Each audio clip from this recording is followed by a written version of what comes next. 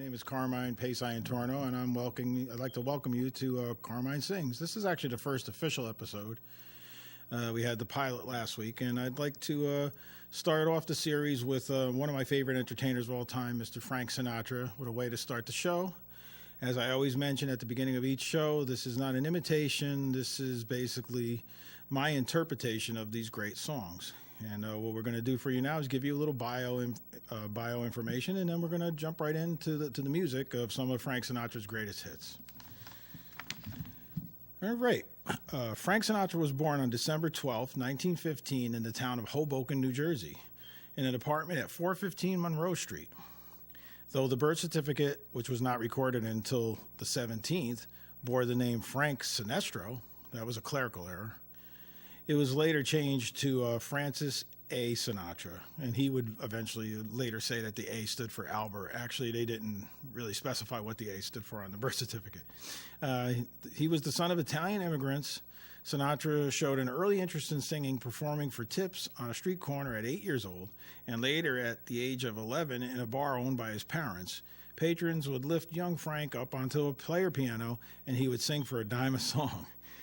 Frank had little patience for formal education, though, so eventually he dropped out of school, and he found work as an office boy at the Jersey Observer newspaper. He also worked at a shipyard as a riveter for a time, but what he really wanted to do was become a professional singer. He began performing at local social clubs like the Cat's Meow and the Comedy. That's the name of the club, the Comedy, not the Comedy Club. But it was Sinatra's mother, Dolly, who would be instrumental in his eventual success. All right, so at that point, I'm going to make a little notation here, and we're going to sing our first song. The first song is actually called I've Got the World on a String, and this was a big hit for Sinatra. And I also want to just briefly mention that a lot of these arrangements are the original Nelson Riddle arrangements. Not all, but a lot of them are. So I'd like to present to you now the first song, Got the World on a String.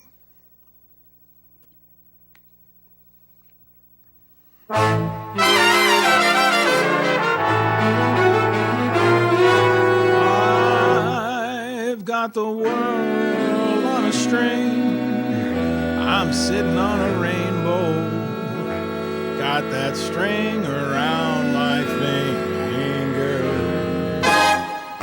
What a world, what a life, I'm in love. I got a song that I sing, I can make the rain go anytime I move my finger. Lucky me, can't you see I'm in love? Life is a beautiful thing, as long as I hold the string. I'd be a crazy so-and-so if I should ever let it go. I've got the world on a string, I'm sitting on a rainbow, got that string around my finger. What a world, what a life, I'm in love.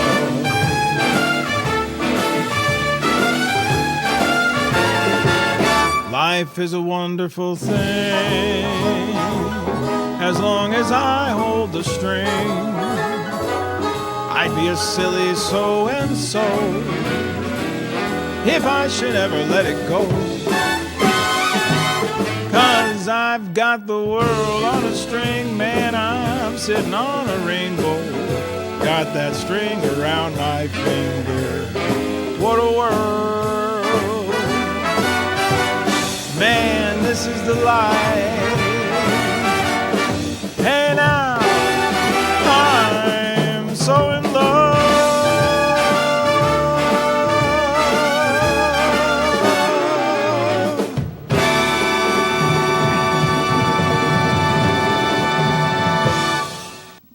That's a lot of fun. That song is a great song. So we left off where Frank Sinatra's mother, Dolly, was instrumental in his eventual success, providing Frank with a sound system, which was a rare advantage at a time when most aspiring singers were still using megaphones. Seriously, they really were. And helping him get his first break by persuading a local singing trio to make him part of the group. Dolly had set Frank on the path to stardom. Excuse me. The Three Flashes changed their name to the Hoboken Four and performed at an amateur competition at the Capitol Theater in New York, where they won first prize, which was a 6-month contract to sing on a stage and radio, basically on a radio show around the country. Sinatra later left the group to try to make it on his own, but found it was definitely a little more difficult than he expected. So we're going to stop at that point again. And I want to mention that most of this material, not all, but a lot of the material was collected off of Wikipedia. So if you feel there's any errors in the information you're receiving today, feel free to go on Wikipedia. Everybody is allowed to go and edit that if they feel that they're sure. Be sure, though, of your facts before you edit any material on Wikipedia, and correct it if you think that there's been an error. And also some of it was from a biography. So the next song is a very romantic song. I think one of the most romantic songs ever, and it's called All the Way. And I'll be presenting that for you right now.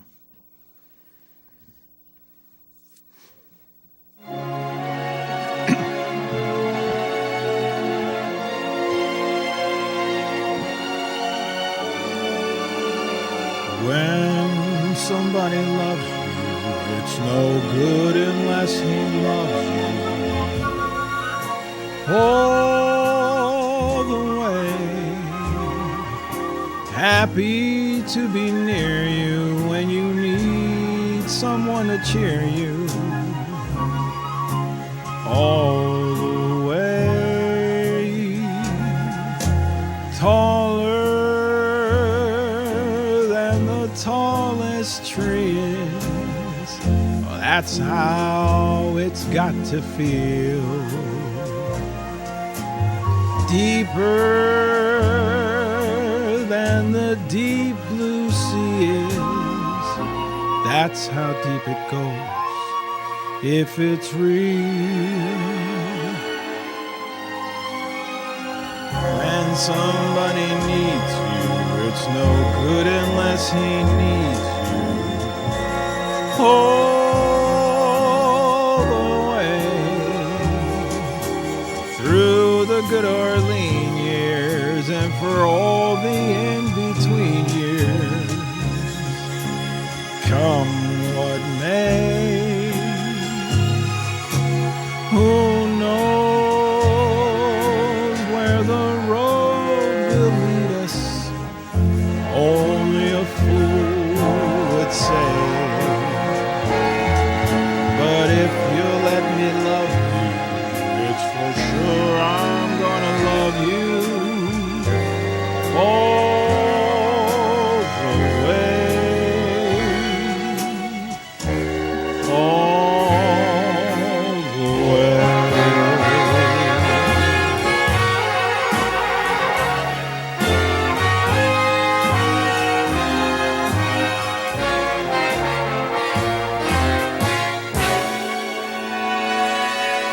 So if you'll let me love you, it's for sure I'm gonna love you all the way, all the way.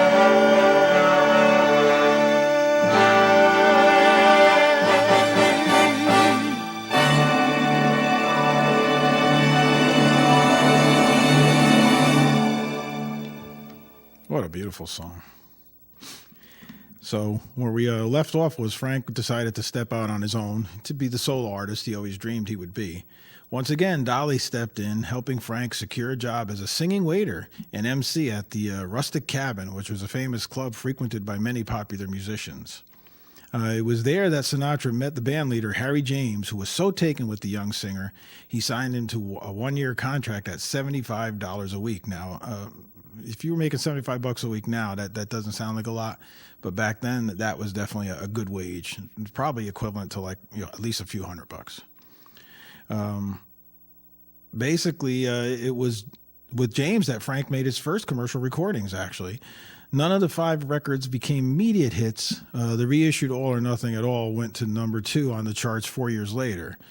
But after trying and failing to land a position with the Tommy Dorsey Orchestra, Sinatra finally got the attention of the legendary band leader. He was hired away from Harry James for an increase of $25 a week, what brought him up to $100. But he also agreed to a deal that would give Dorsey a portion of all his future earnings. Joining the Dorsey band was Frank's final step in his ascension towards major stardom. So having said that, let's pick up with the next song. And the next one is, this is a song also that became a very associated with Frank, called Come Fly With Me. And I'd like to present that for you now, one of Frank's biggest hits.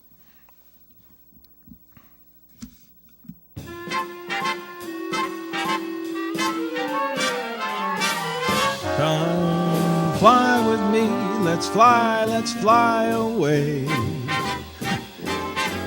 If you can use some exotic booze, there's a bar in far Bombay. Come fly with me, let's fly away. Come fly with me, let's float down to Peru. In Llama Land, there's a one-man band, and he'll toot his flute for you. Come fly with me, let's take off in the blue. Once I get you up there, where the air is rarefied, we'll just fly, starry-eyed. Once I get you up there, I'll be holding you so near. You may hear the angels cheer, 'cause we're together. Weather-wise, it's such a lovely day. You just say the words and we'll meet those birds down in Acapulco Bay. It's so perfect for a flying honeymoon, they say. So come fly with me, let's fly, let's fly. Pack up, let's fly away.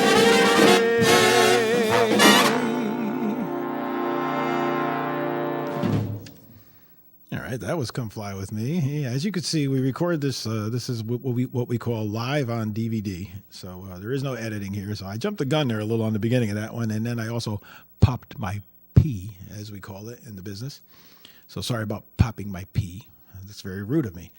I'm actually gonna skip to the next song right away, and because we don't have a lot of biomaterial. As I said, I compiled this from Wikipedia, and also I read a biography on Frank Sinatra, which I obviously massively condensed down to fit into a 29-minute show.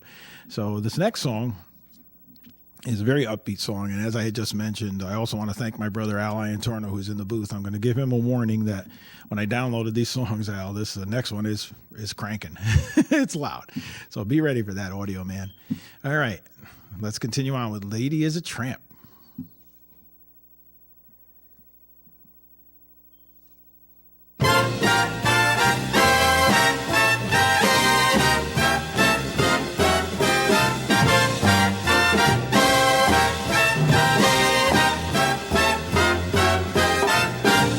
She gets too hungry for dinner at 8. She likes the theater and never comes late. She never bothered with people she'd hate. That's why the lady is a tramp. She doesn't like dice games with barons or earls. She won't go to Harlem wearing ermine and pearls, and she won't dish the dirt with the rest of the girls. That's why the lady is a tramp. She loves a free, fresh wind in her hair, life without care. She's broke and it's oak, hates California,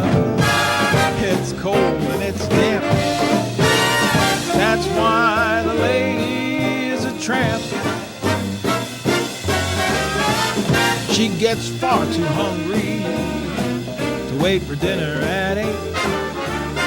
She adores the theater, but she never comes late. She'd never argue with people she'd hate. That's why the lady is a tramp. Well, she'll have no crap games with Sharpies and frauds. She won't make the trip up to Harlem in shiny Lincolns or Fords. And she won't dish the dirt with the rest of those broads. Oh, that's why the lady is a tramp. She loves the free, fresh, cool, knocked out, cool groovy wind in her hair. Life without care. She's broke, but it's oak. She loathes California. It's cold and it's damp. Well, that's why the lady. That's why the lady. That's why the lady's a tramp. All right, wow, that's a great arrangement. That's a really upbeat arrangement of that song. Isn't that wonderful? Well, I love these tunes, and I'm happy to be bringing this wonderful tribute to Frank Sinatra, who I think was one of the greatest entertainers that ever lived. So we're going to pick things up now where we left it off, where Frank had just joined up with Tommy Dorsey and basically signed a pretty rough contract. But it definitely meant that he was now receiving national acclaim and making hit records on a regular basis. It was inevitable that he would want to strike out on his own, but matters were complicated by the contract he signed with Tommy Dorsey. Sinatra would need some help to extricate himself from this fairly restrictive contract that he had gotten himself into, basically. So what he did was, because Dorsey obviously was reluctant to part with such a valuable commodity, Frank retained the services of the noted theatrical attorney Henry, and I hope I'm pronouncing his name right, Henry Jaffe, Jaffe, who, with the help of Jules Stein, who was the head of the powerful theatrical agency, which was called Music Corporation of America, they were able to buy out the contract for the sum of $60,000. And by the way, Frank had to put up $25,000 of that $60,000 himself. And now he was free to pursue the solo career that would make him the biggest star of his generation. I hope you like this little story I wrote here. I did the best I could. I'm not a writer per se, but I'm trying, So we're going to continue on, and as I warned my audio man Al before with Lady is the Tramp being so loud, this one, a wonderful original arrangement of Frank's Fly Me to the Moon, is, and conversely, is actually a kind of a low mix. So be ready, and again, this is another song that became very associated with Frank in his career, and the name of the song, as I said, is Fly Me to the Moon.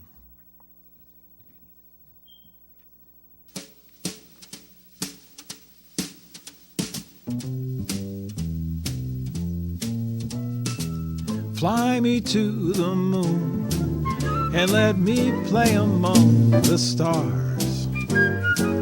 Let me see what spring is like on Jupiter and Mars.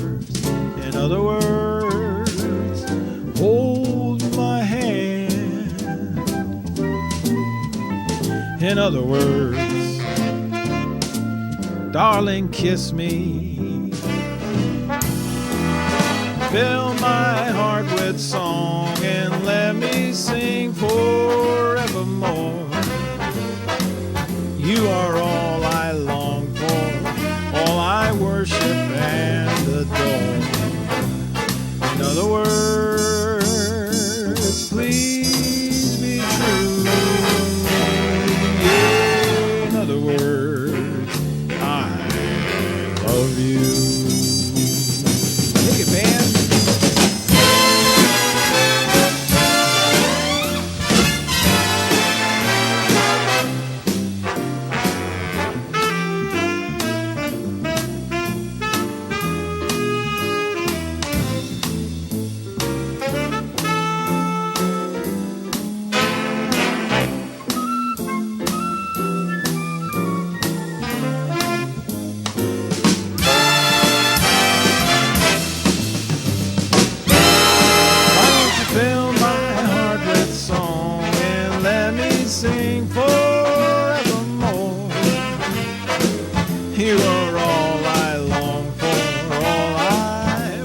worship and adore. In other words, please be true. In other words, yes, in other words, I love you. All right, that's a great song. Some of these songs are kind of short, some are longer.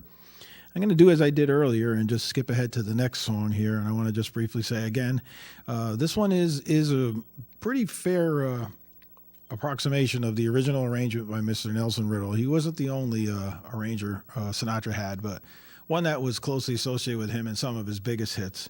I want to just mention in the middle of the song, just at the beginning of the instrumental break, listen to that baritone sax. I love Nelson Riddle had a real knack for arranging songs and bringing in the listener. So we're going to continue on with the wonderful Under My Skin.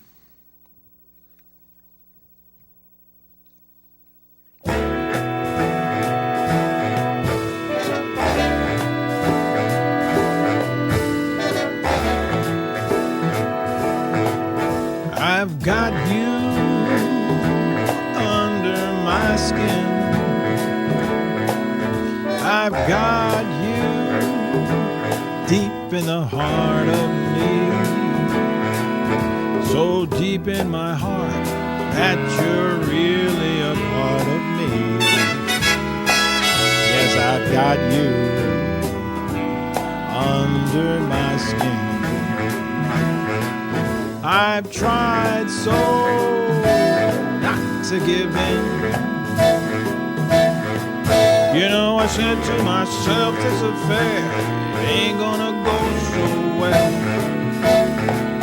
But why should I try to resist when, baby, I know so well that I've got you under my skin. I'd sacrifice anything, come what might, for the sake of holding you near. In spite of the warning voice that comes in the night and repeats how it yells in my ear. Don't you know, little fool, there's no chance to win. Use your mentality, wake up to reality.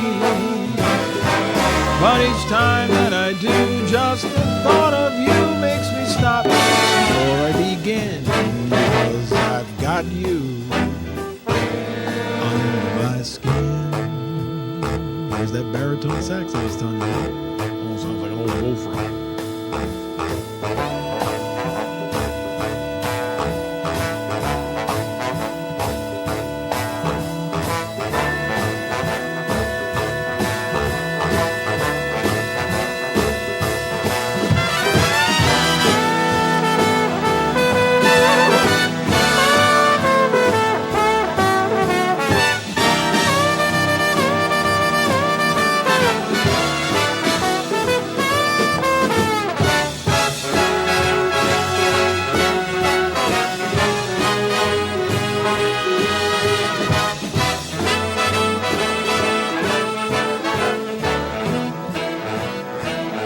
I would sacrifice anything, come what might, for the sake of holding you near. In spite of that warning voice that comes in the night and repeats how it yells in his ears.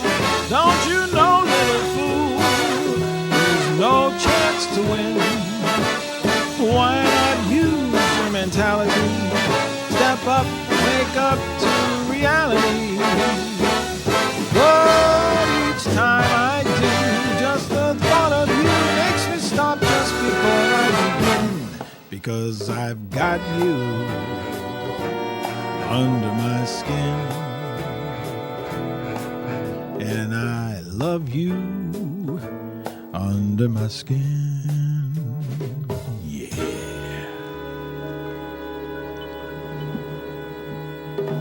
All right, we left off where Frank had just parted ways with Tommy Dorsey, and so the next the big thing that happened was he shared the bill with Benny Goodman at the Paramount Theater in New York, and Sinatra began his meteoric rise to superstardom. Long before Elvis Presley and the Beatles, Frank caused such a frenzy that the New York City police were caught completely off guard.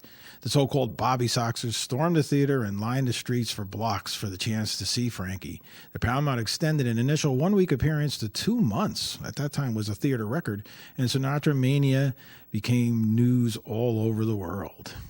One of the most successful careers in history of any entertainer in any field actually had begun. So we're going to skip right ahead. We're running a little short on time because I just love talking about Frank.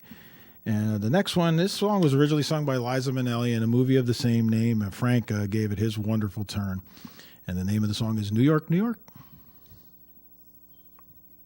I know you guys at home know this one, so sing along.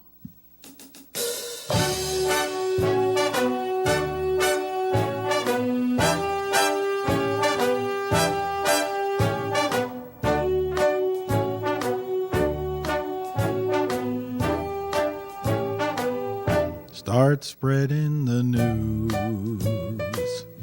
I'm leaving today. I want to be a part of it. New York, New York. These vagabond shoes are longing to stray right through the very heart of it. New York, New York. I want to wake up in a city that doesn't sleep and find I'm king of the hill, top of the heap. These little town blues are melting away. I'll make a brand new start of it in old New York. If I can make it there, I'll make it anywhere. It's up to you, New York, New York. Now you folks at home in front of your TV, nobody can see you. I can't even see you. Make like the Rockettes on this last one. New York, New York. Man, I want to wake up in a city that never sleeps and find I'm a number one, top of the list, king of the hill, a number one. These little town blues, oh, you heard me do that thing, are melting away. I'm gonna make a brand new start of it in old New York. And if I can make it there, I'll make it anywhere. It's up to you, New York, New York, New York.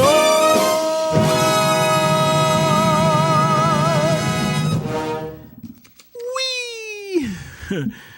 We're going to finish up the story. We're going to let that be the last song. And I'm just going to wrap up the story now here. So basically, as we had said, Frank had that was it. The Paramount really set him on the road to success. For the next 50 plus years, Frank Sinatra would record more than 900 songs, appear in more than 40 movies, and embark on concert tours that would allow him to perform to more people than any other entertainer before or since. Though having retired briefly, he couldn't stay away from his adoring fans for long, and he continued to sing literally till failing health and advanced age made it impossible for him to go on. At 10:50 p.m. on Thursday, May 14th, 1998, Frank Sinatra passed away at the age of 82 years old, and the entertainment world its loss was immeasurable. His grave marker bears the epitaph, "The Best Is Yet to Come," the title of one of the songs he performed at his last big concert. Frank himself had once said, "Whatever else has been said about me is unimportant. When I sing, I believe." And you know what, Frank? So do we. So I want to thank you for tuning in this week to Carmine Sings. I also want to send out another thank you to my brother Al Iantorno in the booth doing audio and video.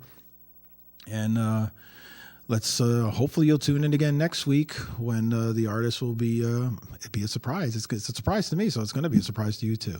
So thanks again for watching, and I hope to see you next week. Take care.